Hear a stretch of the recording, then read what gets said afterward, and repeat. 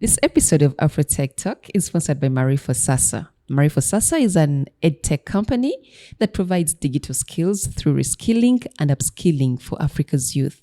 Check out their website for available courses. You mentioned your nephew Joel enrolled for a web development course. How is that going? He did. It's actually thrilling to see the tremendous skills he has acquired within a very short period of time. We shall soon have a guru in the family. Okay.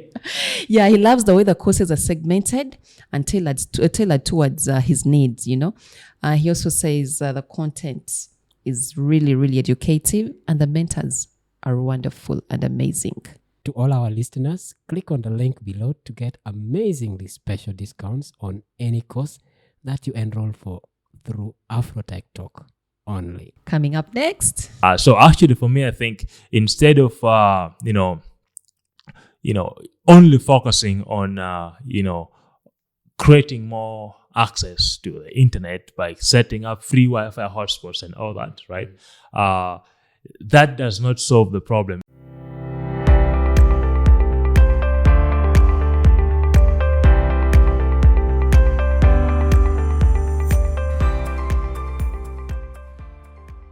Hi there and welcome to this podcast. I am Andrea Locker. And I'm Diana Ayo. Thanks for tuning in.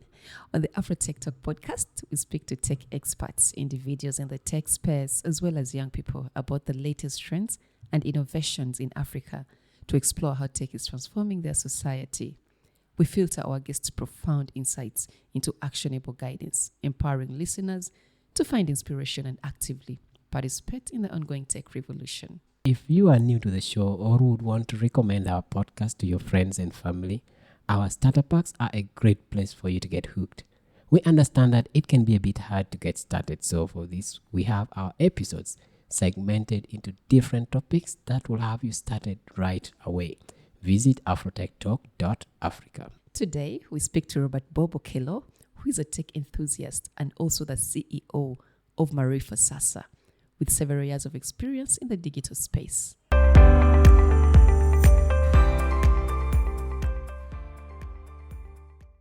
So how do you see EdTech playing a role when it comes to making sure that the workforce is really, really matching, the demand of the jobs out there?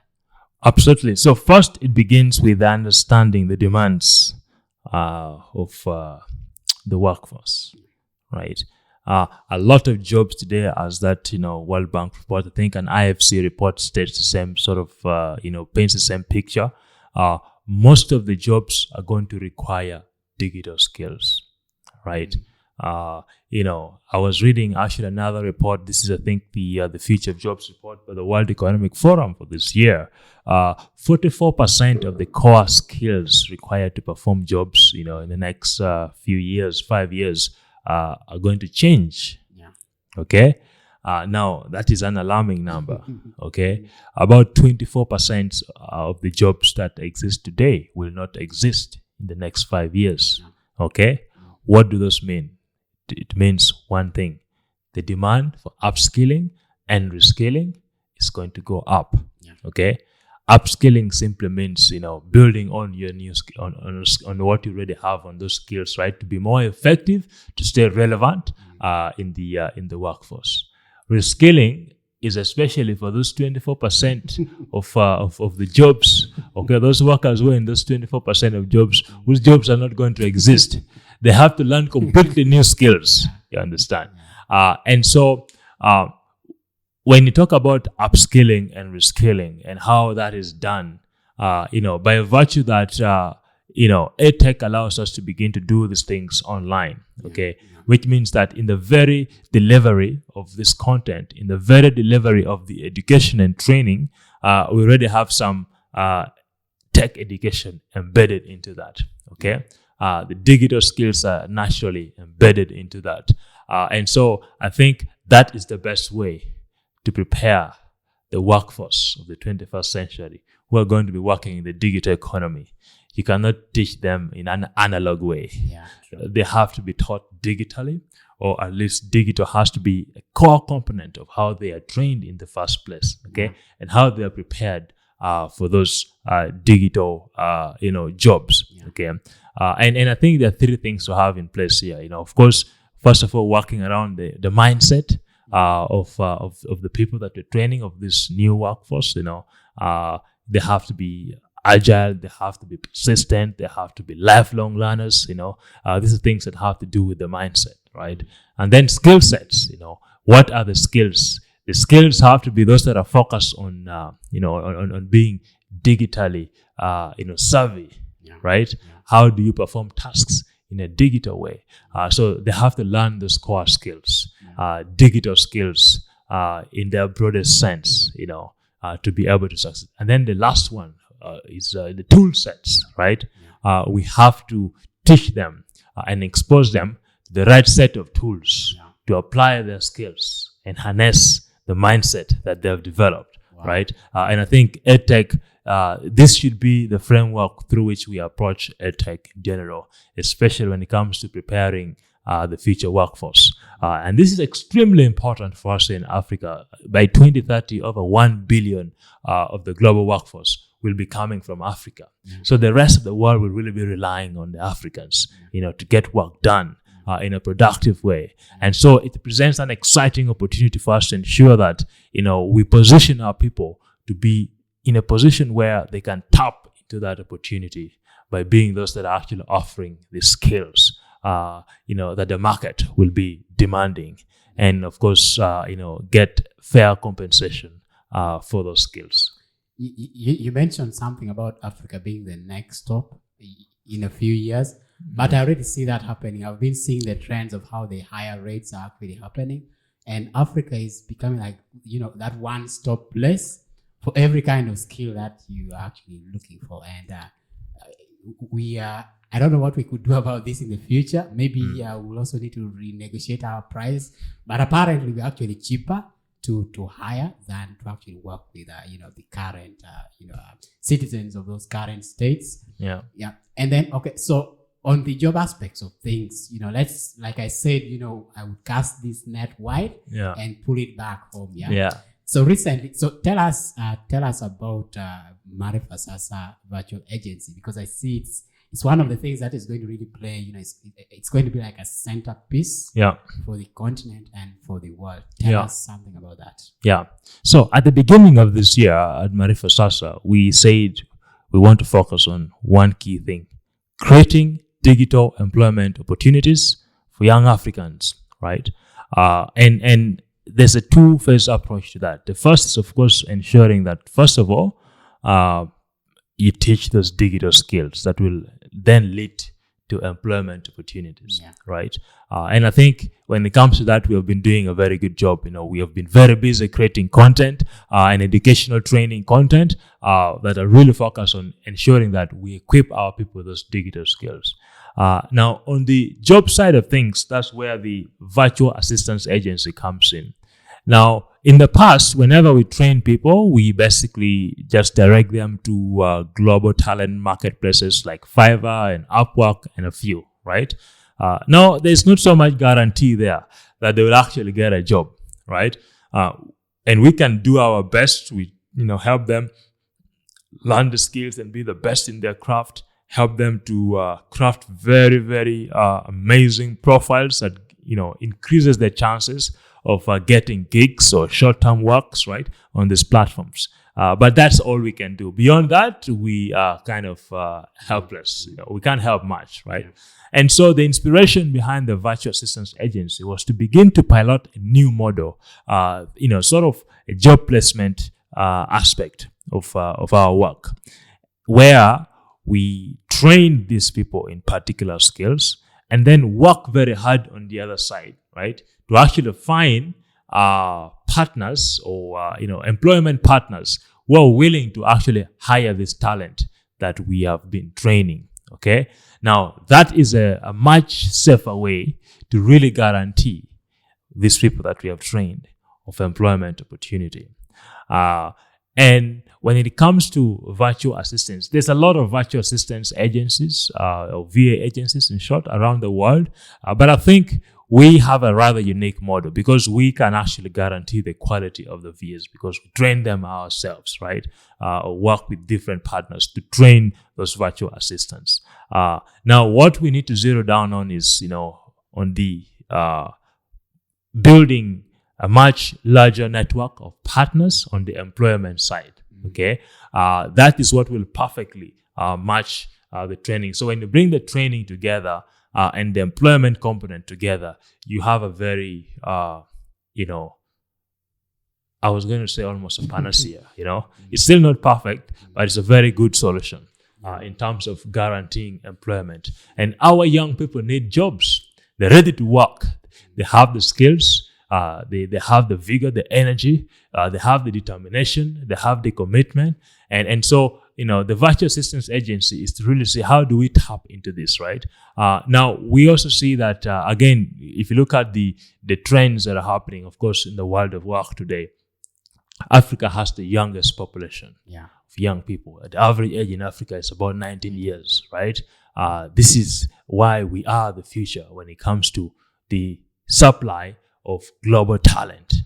Okay, and by investing in this population with the right skills, the right mindset, and really preparing them to work, we can tap into, we can unlock huge potentials. And so at Maarifasasa, the virtual, we began with a pilot of 15, right?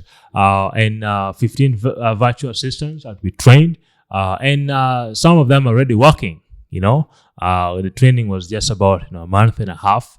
Right, and we have already actually guaranteed jobs. People are already earning money, dollars, Wow. And so that is what we like to do at scale.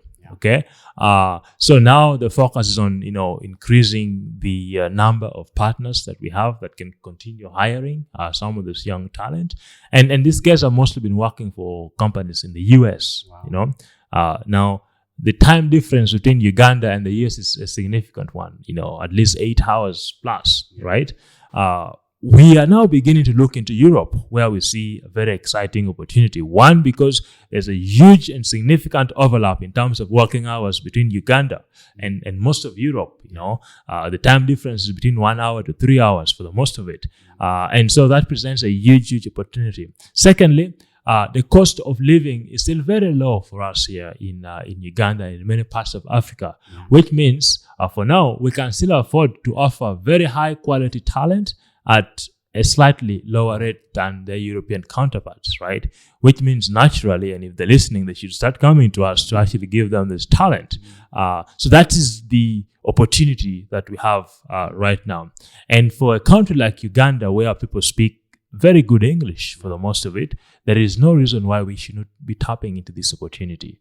Business process outsourcing should be coming to us here, and we should endeavor that we train our young people and really bring them to the level where they can compete globally.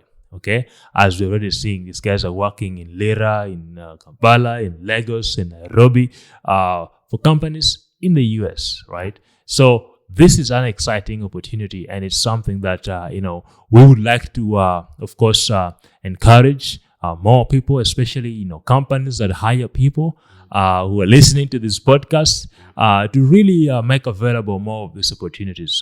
We can guarantee the quality of the talent, and we'll be focused on really training the best talent, so that we can improve on the supply side, but it can help us with the demand side as well. And what words of how do I put it? Should I say inspiration or advice to someone who really wants to explore into some of these fields? Right? Absolutely. The first place to start, the most important domain you can visit right now is www.maarifasasa.com. That is MAARIFASASA.com, maarifasasa.com. We have several courses that you can start doing right now. Anyone who is looking into entering the digital economy, the number one passport, the most important passport that you need today is called skills. Okay? Learn the right skills. Acquire those skills. Those skills will take you anywhere. Okay? It's the only passport you need today. I told you of people who are sitting in Lira today in northern Uganda and working for clients in North America and the US. Okay, so go and get started on our platform. You'll find different courses there. You can start learning. And the beauty is that you don't have to be in a particular place to learn. You can learn from anywhere. All you need is a laptop, internet, and just the commitment. You have to put in the work, of course, right? You can start that right now. In fact, you can even stop listening to the podcast right now and go and start learning, okay?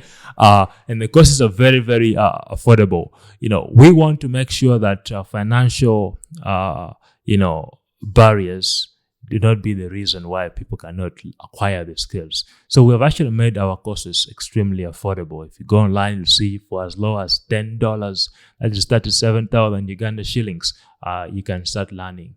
So this is basically what we are trying to do. But go and get started right now.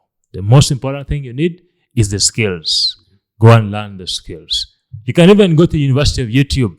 Yeah. The only advantage you have by enrolling into a program like the one that Maarifasasa offers is that you're working with mentors who have already done those things. So it's a more structured way and organized content. You don't have to go and get lost. The truth is the University of YouTube is huge. It's like an ocean of content, right?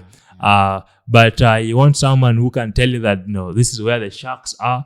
This is where you can, easily swim without any problems, and that is what a platform like Maarifasasa Academy offers you. You have mentors who are there to guide you. And actually, the beauty is that we are going to work very hard to ensure that after you've acquired those skills, you can productively apply those skills and begin to earn value for yourself as a result of that training.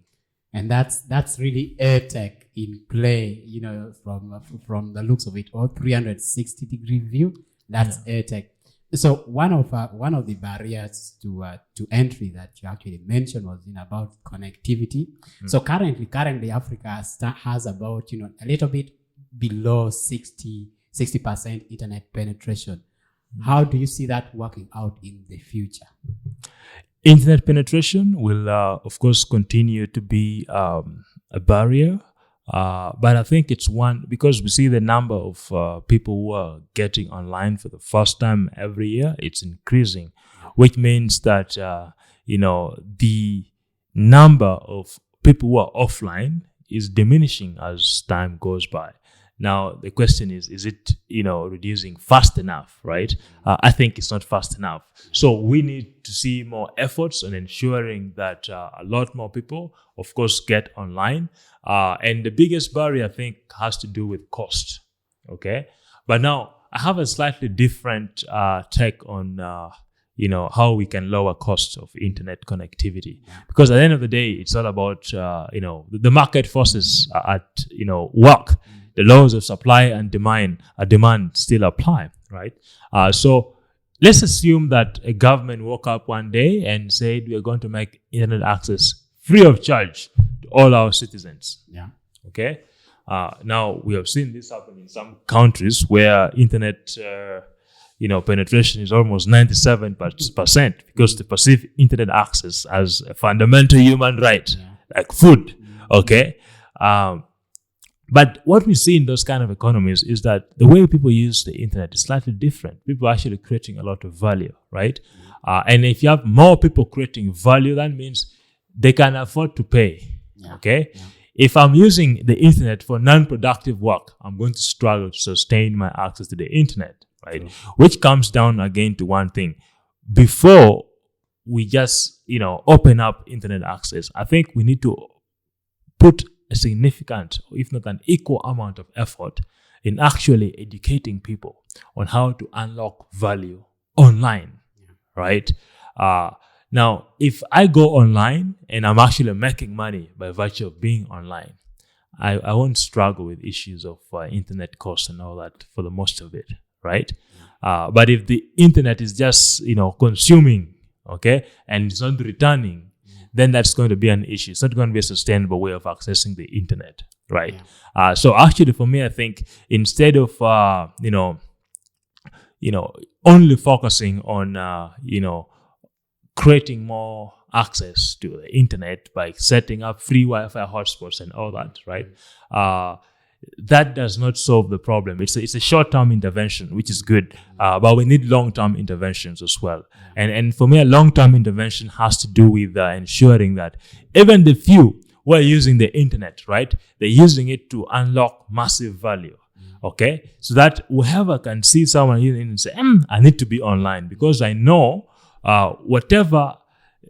basically whatever you're spending on accessing the internet becomes more of an investment, a worthwhile investment. And there's a return on that investment, right? But if it's just another expenditure, then we'll still be having this back and forth debate, right, on issues of accessibility and all that. And if you think of one of the programs I mentioned earlier, the Google Digital Skills for Africa, why would a company like Google, be offering free digital skilling programs for people across Africa? It's very simple. It makes business sense. Why? If you teach these people how to productively use the internet, everybody almost uses Google today, right? If they're, using Google productively, Google AdSense, making money online and all that, right? They become more valuable customers for Google, if you think about it. Yeah. Right? And so the same applies here. I think that, if we actually help those who are using the internet today in Uganda, across Africa, to be more productive online, we're going to see a lot of economic value being unlocked in a way that allows for more people to actually be able to use the internet. And then, economies of scale will effectively apply, right? When you have more people using the internet, companies can now reduce the cost per person. See that. But, if you have 5 people using the internet, the companies, their costs are pretty much constant. So they have to share, let's hypothetically say that, the cost of 5 people accessing the internet is 10K per person. Or it costs the company, the internet service provider, 50,000 shillings to provide internet, right? If there are 5 people, they'll have to pay 10K each. If there are, 10 people, they'll have to pay 5K each, right? So as more and more people get online, the cost of infrastructure, the cost of provision of that service also, gets lower because now the cost is being shared among many people, right? And so that is sort of, the mindset that I would like us to embrace. That yes, indeed, a lot of efforts need to be put in terms of ensuring that more and more people get online. But for me, most importantly, we have to ensure that those who are online are actually equipped to create a value by being online, to unlock the economic value of the internet, which will then trickle down to everyone else, ensures that cost of internet comes down, and more and more again people are able to afford it. And before we realize it, we'll have a significant portion of our population online. So in our previous episode, we mentioned something about digital divide. Yeah. So how do you see EdTech? How do you see EdTech helping in bridging that, and also to provide access to quality education, especially those in remote and maybe underserved areas of the continent? That's a very, very good question, especially when it comes to how we can leverage EdTech to bridge the digital divide. The digital divide is basically the gap between those who have access to digital resources and tools and those who do not, right? And to understand how EdTech does that, we have to first understand, what are the main reasons why there's that gap, that divide exists in the first place. Like I mentioned, one of the big reasons for that is the literacy side of things, right? So I think what EdTech can do very, very effectively is to ensure, or perhaps we can leverage EdTech to, ensure that digital literacy is being accessible by many people. Okay, so EdTech can allow us to deploy digital literacy at scale to ensure that, first of all, more and more people are aware and know how to use these digital platforms, right? And once that happens, then the next thing now comes in terms of, access to some of these digital tools, laptops and smartphones and all that. Okay, and a lot of this have to happen concurrently. It's not like one after the other, right? As you're teaching people, you need to teach them on these devices, for example. So those two will go hand in hand. But a very critical component to the digital divide, one that is often underlooked, if not even not talked about, is access to energy, electricity. That's a nice one.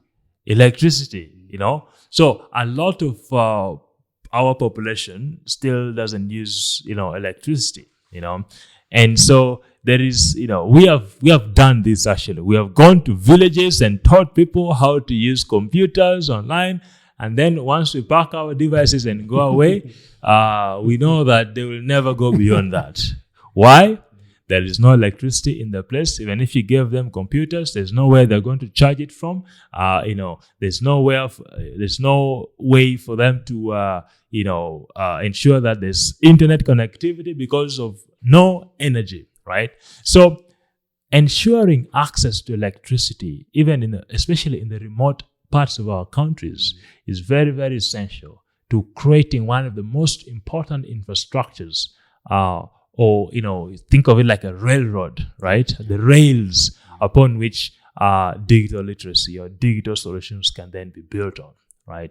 So access to electricity is very, very critical in this conversation of bridging the digital divide, okay?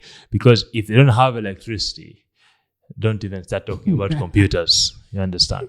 Where are they going to charge their smartphones? Okay, and this can be in different ways. Of course, we can have interventions like solar-based solutions, right? But if you have electricity in a place, it now makes sense to go remote in a village that has electricity and set up a digital literacy center where people can actually go and learn digital, skills and how to use computers and all that, right? If they're like, solutions that are powered by solar or whatever, right? But energy, electricity is very, very critical. It's a foundational stuff that all this technology and digital stuffs are built on, right? So for me, I think that's one that needs to be addressed very, very urgently. Otherwise, we will continue talking about digital literacy. But it's also important to note that, talk about digital divide, okay? It's important to note that the definition itself of the digital divide has been evolving, right? 5-10 years ago, when you talked about the digital divide, it was just about who has a computer, who doesn't have a computer, right? But today, it could be as broad as, okay, you have a computer, you have a smartphone, but can you afford the internet? So who can afford the internet? Who cannot afford the internet, right? And maybe whose internet is fast. Whose internet, exactly, So there are very many nuances now when it comes to the understanding what the digital divide is, and so we need to be, double clicking on the digital divide and really understand like which form of digital divide, because it has taken so many forms now. Which particular form are we talking about? Are we talking about access to the internet? Are we talking about the speed of the internet? Are we talking about the kinds of devices that people have access to or not? So we also really have to now begin to think about the digital divide in a very broad sense and being very specific when it comes to interventions or solutions that seek to bridge the divide. In one of the courses that I took online, so one of my mentors actually mentioned the things you'll need for this course. You'll need a laptop, you'll need internet, and inside me, I'm like, boy, you need electricity. Yeah, exactly. I'm like, you've missed that one out. That's really, really important. Exactly.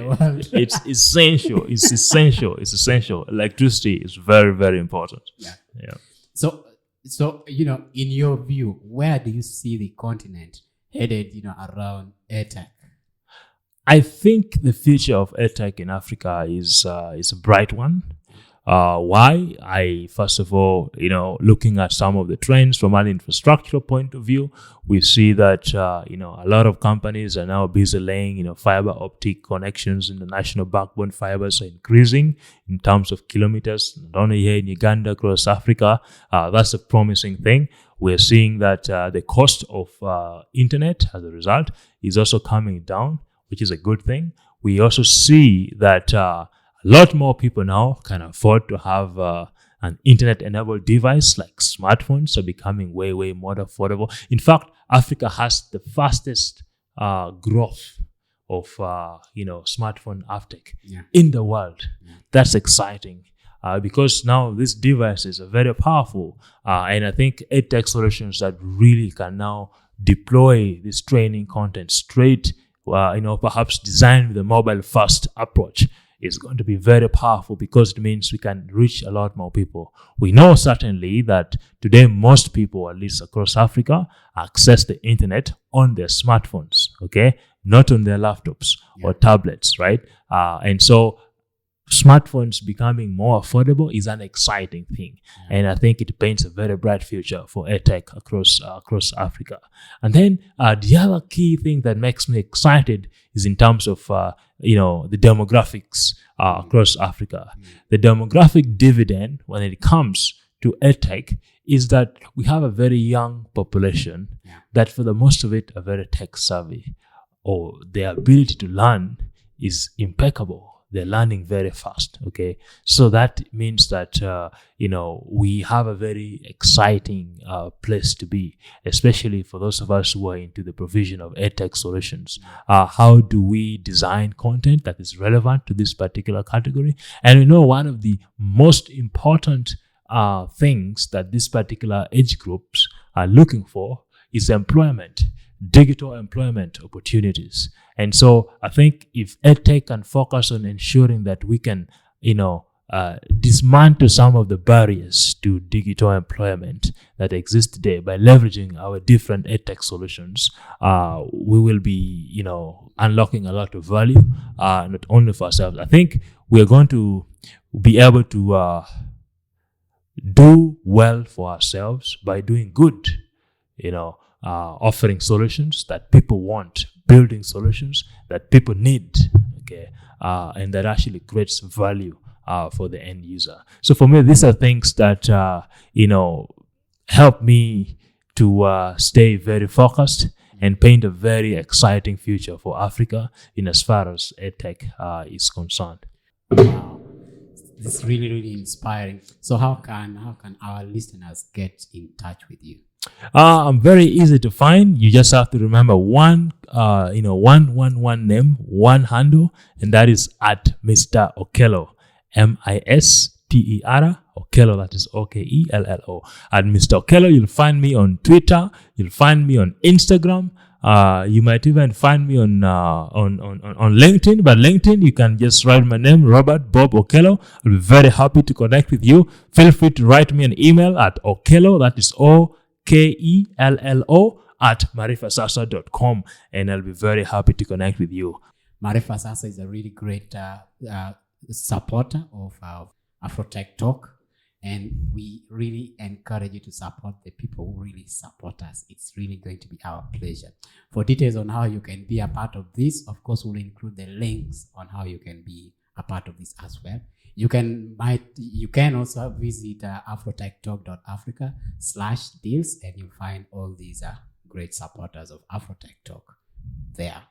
Thank you for being a part of this show. Thank you, Robert. It's always a pleasure to have you on this show. Thank you so much for having me. And like I said, I'm an avid listener of the Afrotech podcast, and so it's been a wonderful pleasure being a guest on the show today. Thank you so much for having me. That was our conversation with Robert Bob Okello, the CEO of Maarifasasa. And if you'd like to get started or would rather love to advance in your tech skills, we recommend enrolling for a course at Maarifasasa Academy. And just in case you have not yet subscribed to this podcast, please do subscribe, like, share, and follow on the different platforms. This podcast is hosted and directed by Andrew and Diana, edited and produced by Maarifasasa Studios for Afrotech Talk.